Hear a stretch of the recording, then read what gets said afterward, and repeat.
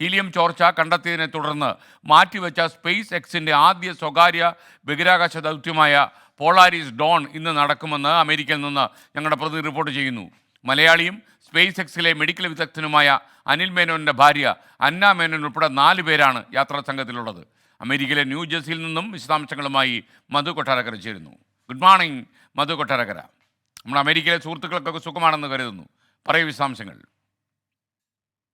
Good morning എസ്കെൻ. എല്ലാവർക്കും സുഖമാണ്. ഓണത്തിനുള്ള തയ്യാറെടുപ്പാണ്. വാർത്തയിലേക്ക് വരികയാണെങ്കിൽ സ്പേസ് എക്സിന്റെ സ്വകാര്യ ബഹിരാകാശ യാത്രാ പദ്ധതിയായ പൊളാരിസ് പ്രോഗ്രാമിലെ ആദ്യത്തെ ദൗത്യമായ പൊളാരിസ് ഡോൺ അവസാന നിമിഷമാണ് ഈ ഹീലിയം വാതക ചോർച്ച കണ്ടെത്തിയതിനെ തുടർന്ന് മാറ്റിവെച്ച വിക്ഷേപണ ദൗത്യം ഇന്ന് നടക്കുമെന്നാണ് സ്പേസ് എക്സ് പറയുന്നത്.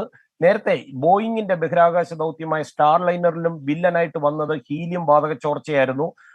ഇതോടെയാണ് അന്താരാഷ്ട്ര ബഹിരാകാശ നിലയത്തിൽ കുടുങ്ങിയ സുനിത വില്യംസിനെയും വിൽമോറിനെയും തിരികെ കൊണ്ടുവരാനുള്ള നാസയുടെ ശ്രമങ്ങളൊക്കെ നടക്കുന്നതിനിടയിലാണ് വീണ്ടും ഇപ്പോൾ ഹീലിയം വാതക ചോർച്ചയുടെ വാർത്തകൾ വരുന്നത്.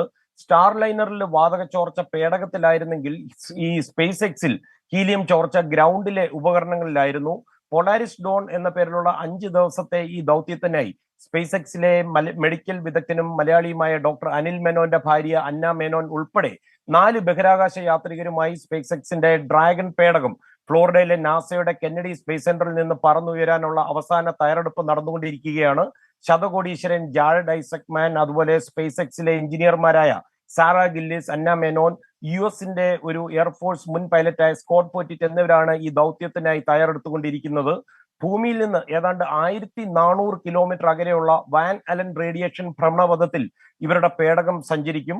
മലയാളത്തിന്റെ മരുമകൾ അന്ന മേനോൻ ഭ്രമണപഥത്തിലൂടെ ഈ പേടകം സഞ്ചരിക്കുമ്പോൾ സെയിന്റ് ജൂഡ്സ് ചിൽഡ്രൻസ് റിസർച്ച് ഹോസ്പിറ്റലിലേക്ക് പണം സ്വരൂപിക്കുന്നതിനായി തന്റെ ഒരു പുസ്തകമുണ്ട്, കിസസ് ഫ്രം സ്പേസസ്. ഈ പുസ്തകം വായിക്കും.